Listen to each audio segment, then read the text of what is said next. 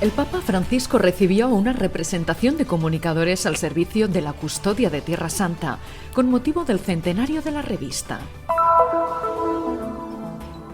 La celebración de Caná el domingo en que se recuerda el milagro de Jesús en un banquete de bodas. El 17 de enero la Iglesia Maronita de Jerusalén celebró la fiesta del Padre del Monacato. Viaje a través de los souvenirs antiguos en el Museo de Israel y el Museo Tierra Santa. El monje siro-ortodoxo Bulos Jano ha transcrito a mano los evangelios en siríaco antiguo. Desde el 22 de enero se celebra en Tierra Santa la Semana de Oración por la Unidad de los Cristianos.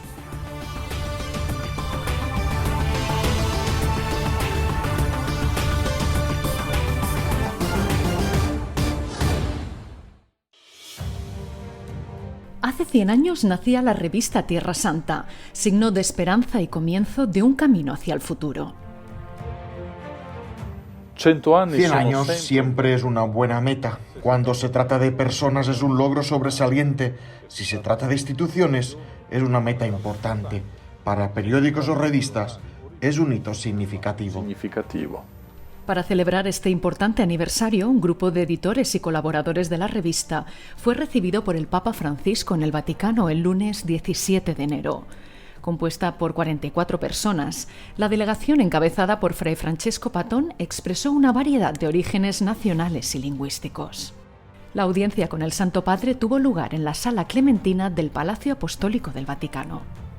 Hace 100 años, dijo el custodio de Tierra Santa dirigiéndose al Papa, el nacimiento de nuestra revista fue un signo de esperanza y deseamos que la revista siga siendo hoy un signo de esperanza, narrando las semillas del bien, sembrado en los surcos oscuros de la historia, en esa pequeña porción del mundo en la que la historia humana se ha convertido en historia de salvación. Dar a conocer Tierra Santa significa transmitir el quinto evangelio, afirmó el Papa en su discurso, que es el ámbito histórico y geográfico en el que la palabra de Dios se reveló y luego se hizo carne en Jesús de Nazaret, por nosotros y por nuestra salvación.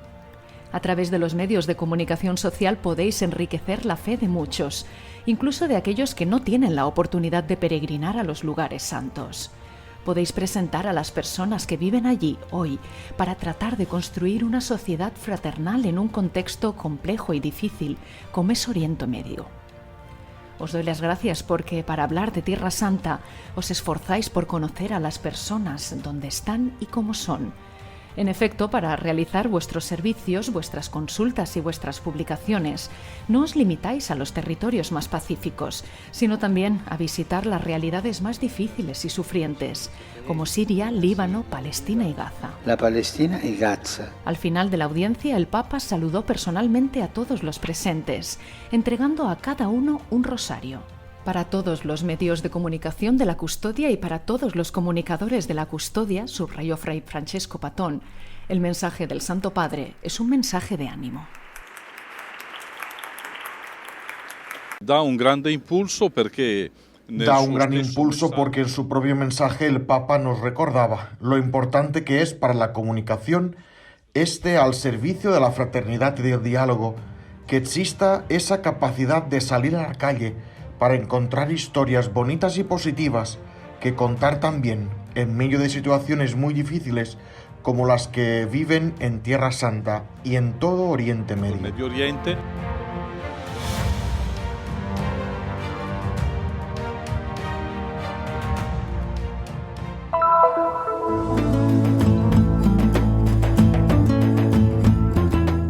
A unos 10 kilómetros de Nazaret, en Tierra Santa, se encuentra Caná, también llamada Kfar Cana, que en árabe significa pueblo de Caná.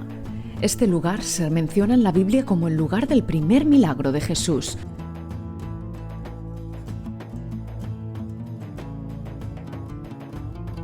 Aquí se encuentra el santuario del primer milagro de Jesús, bajo la custodia de los franciscanos presentes en Caná desde hace 3 siglos. Bajo la iglesia principal que está detrás de mí también tenemos, como explica la arqueología cristiana, los restos de una iglesia bizantina. Según el Evangelio de San Juan, durante la boda, al darse cuenta de que el vino se había terminado, María le dijo a Jesús: no tienen vino. Jesús le respondió: «Mujer, ¿qué quieres de mí? Aún no ha llegado mi hora». Su madre le dijo a los sirvientes: «Todo lo que os diga, hacedlo». Había 6 ánforas de piedra para la purificación ritual de los judíos, cada una de las cuales contenía entre 80 y 120 litros. Y Jesús les dijo: «Llenad las tinajas de agua». Y las llenaron hasta el borde. Él les dijo de nuevo: «Ahora tomad un poco y llevadlo al que dirige el banquete», quien después de haber probado el vino lo aprobó. Según el evangelista, este fue el primer milagro de Jesús realizado en Caná de Galilea. En este tiempo de pandemia creo que el mensaje de Caná es que los sufrimientos y las dificultades que vivimos nos purifican, y esta agua purificada nos lleva a la alegría, a esa alegría verdadera, a esa alegría del vino nuevo. Este es el testimonio que dan los cristianos de Caná y el testimonio que nosotros como cristianos damos en esta celebración. La misa solemne fue presidida por el vicario de la Custodia de Tierra Santa, Fray Dobromir Jastal. Ecco, oggi qui a Cana celebriamo il primo miracolo di Gesù. Hoy aquí en Caná celebramos el primer milagro de Jesús, realizado durante las bodas de Caná. Es una gran fiesta, pero es también, podemos decir, la tercera Epifanía que celebramos. La primera la celebramos en Belén, cuando Jesús se manifiesta al pueblo. La segunda la celebramos a orillas del Jordán, donde el Padre presenta a Jesús como su Hijo y siervo redentor. Y luego en Caná, Jesús manifiesta su presencia en medio de la comunidad, y de su presencia sale ese don del vino nuevo. Dalla sua presenza ecco che viene quel dono di vino nuovo. Con motivo de sus bodas de plata, esta pareja renovó sus votos matrimoniales. Hoy es muy especial, muy hermoso, muy espiritual para mí, y espero que Jesucristo y la Virgen María se queden con nosotros por el resto de nuestras vidas. Estamos llenos de entusiasmo porque estamos celebrando el 25 aniversario de nuestra unión, que es una bendición, y hemos venido aquí a rezar con la comunidad de Caná para recibir la bendición del Señor desde el lugar bendecido por Él mismo y donde hizo su primer milagro. Conmemorar la fiesta de Caná es celebrar el primero de los muchos milagros que Cristo sigue realizando en la humanidad.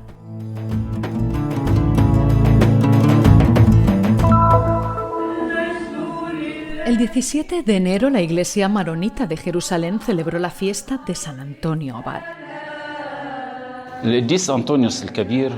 San Antonio es un ermitaño y monje egipcio, de quien surgió la organización de la vida monástica tal y como la conocemos hoy. San Antonio vivió entre los siglos III y IV y es considerado el padre del monacato.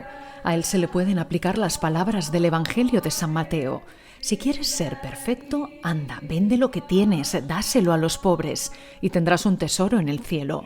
Luego ven y sígueme». La celebración eucarística estuvo presidida por el padre Antoine Al-Dukihi, párroco maronita de Jerusalén, quien recordó en su homilía cómo la vida de los monjes orientales se basa en la regla de San Antonio. Para nosotros, San Antonio sigue vivo, especialmente la vida y el ejemplo de los monjes, cuya vida entera está dedicada a la adoración de Dios, por un lado, y al servicio del hombre, por otro. A pesar del frío y las restricciones por la pandemia, muchos fieles devotos de San Antonio asistieron a la misa. En un mundo en el que prevalecen las guerras y las pandemias, volvamos a los valores de la vida. Pedimos la intercesión de San Antonio en este momento difícil y rezamos para que proteja a Oriente Medio y nos ayude a volver a la vida normal después de esta pandemia. Os deseo una feliz fiesta de San Antonio. Pedimos al Señor que nos dé monjes, monjas, sacerdotes y santos.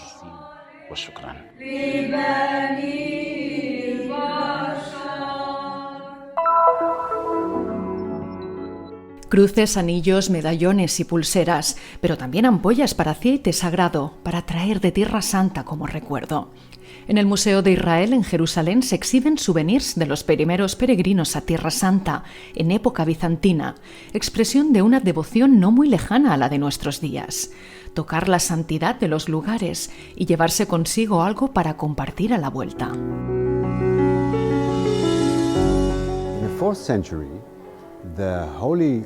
En el siglo IV se redescubrieron los santos lugares y esto inició un enorme flujo de peregrinos que visitaban los santos lugares uno tras otro y curiosamente hacían lo mismo que hacemos hoy, compraban recuerdos para llevar a casa.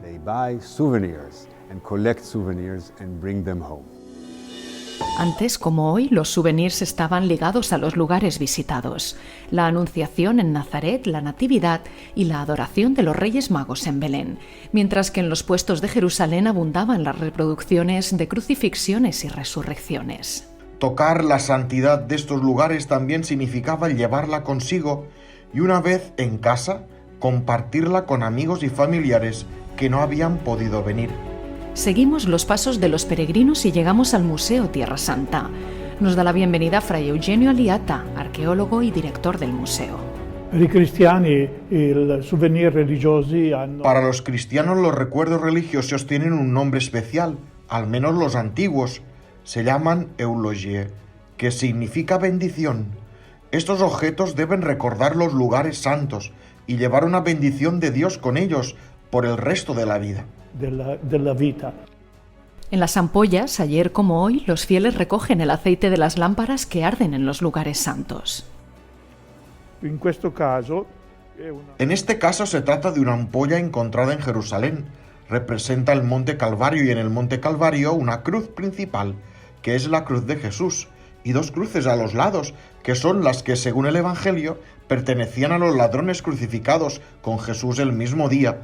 Esta es una representación muy típica de Jerusalén. El museo también cuenta con una pieza especial donada por un coleccionista privado, un molde para hacer ampollas hallado también en Jerusalén. Por un lado está la representación del profeta Daniel entre los leones. Por otro lado se representa al patriarca Abraham mientras se prepara para ofrecer a su hijo Isaac como sacrificio en el monte Moria. Para los cristianos el monte Moria es lo mismo que el monte Calvario, porque Isaac es el tipo del sacrificio de Jesús. A la espera del regreso de los peregrinos, el museo se está renovando y ampliando, y estas piezas encontrarán su lugar en una nueva sala que estará dedicada a los objetos votivos.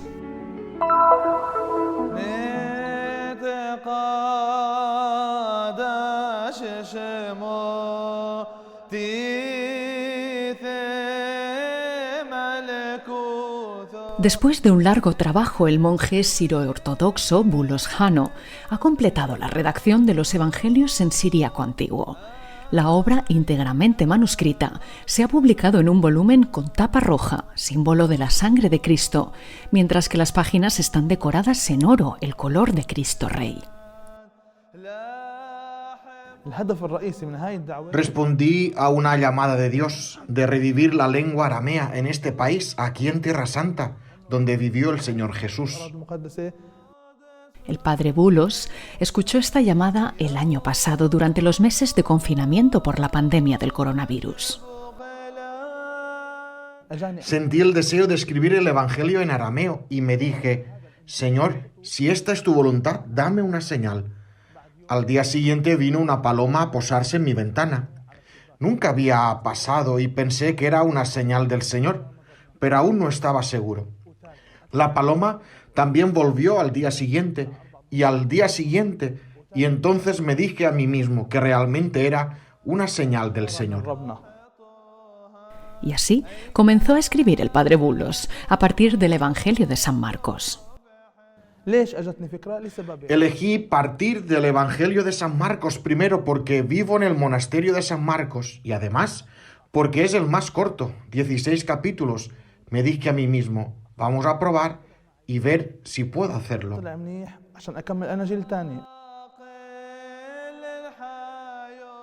Escribir el Evangelio de San Marcos le llevó 1 mes y medio de trabajo.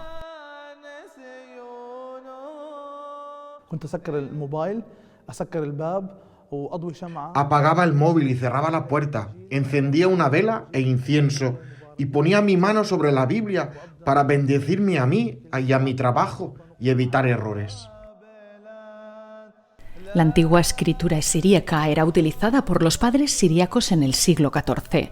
Hoy en día todavía es utilizada por las iglesias ortodoxa siria, sirocatólica y maronita. Es mucho más compleja y complicada que la moderna. El padre Bulos ha utilizado pergamino realizado con piel de oveja, utilizando plumillas especiales.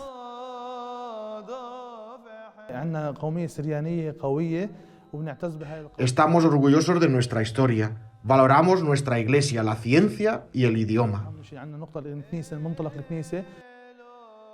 El padre Bulos ha escrito a mano más de 4.000 textos en siríaco antiguo, extraídos de la Biblia, para difundir el conocimiento de esta lengua. Sus textos también han sido reproducidos en varios objetos, donados a representantes políticos o religiosos, pero también a escuelas y asociaciones, para mostrar que el lenguaje de Cristo sigue vivo hoy.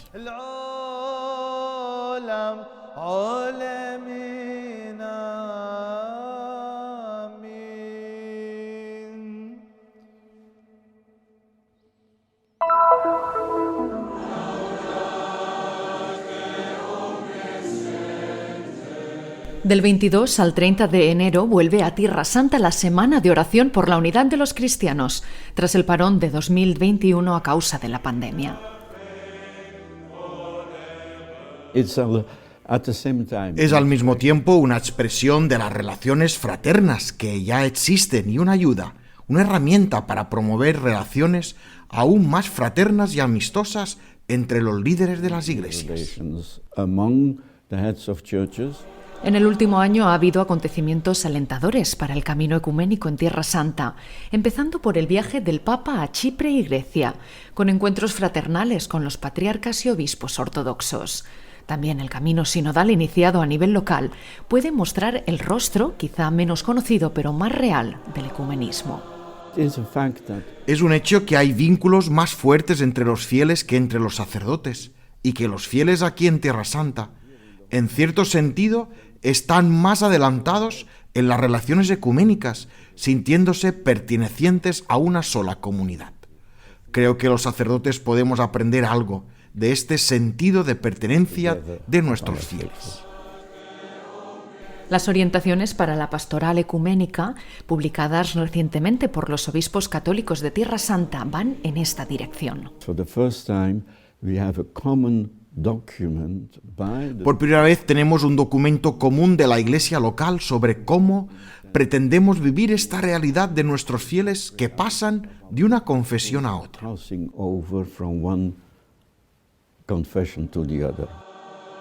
Este es el caso de los matrimonios mixtos, donde la práctica prevé que la mujer se una a la iglesia de su marido, pero también la administración de los sacramentos.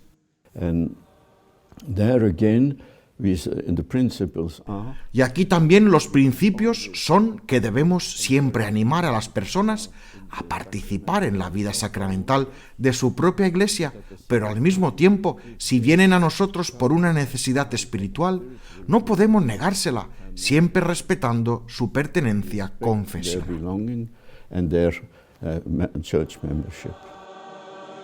La Iglesia de Jerusalén, que reúne en sí misma todas las tradiciones religiosas, tiene una tarea profética para toda la Iglesia en el camino hacia la unidad de los cristianos. Si conseguimos hacer algo para superar estas divisiones aquí, esto también puede ser significativo para la Iglesia universal, y creo que esto es parte de la vocación de la Iglesia de Jerusalén.